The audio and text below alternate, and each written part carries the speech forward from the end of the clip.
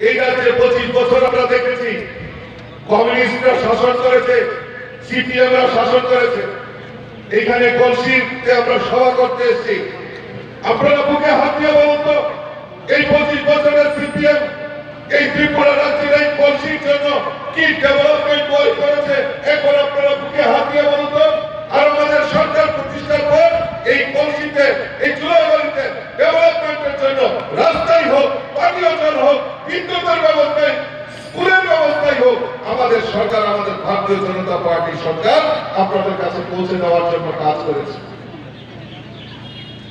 জিতেন চৌধুরী, মানিক সরকার slogan দিত যে কংগ্রেসের কালো হাত ভেঙে দাও, ঘুরিয়ে দাও।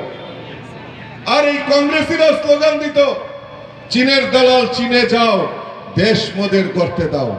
আজকে আমরা সব দেখছি একাকার হয়ে গেছে।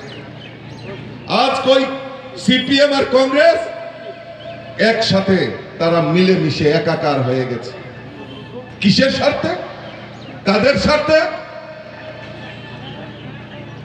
কোন স্বার্থ নয়, নিজেদের কামাই, নিজেদের ইনকাম, নিজেদের বিকাশ, তার জন্য একত্রিত হয়ে লড়াই করছেন।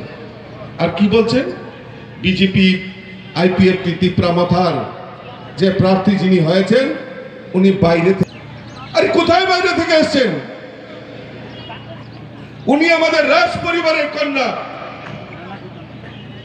ভারতীয় জনতা পার্টির সরকার প্রতিষ্ঠার পর আমরা মহারাজা বীর বিক্রম কিশোর মানিক্য, যিনি এই ত্রিপুরা রাজ্যের আধুনিক রূপকার,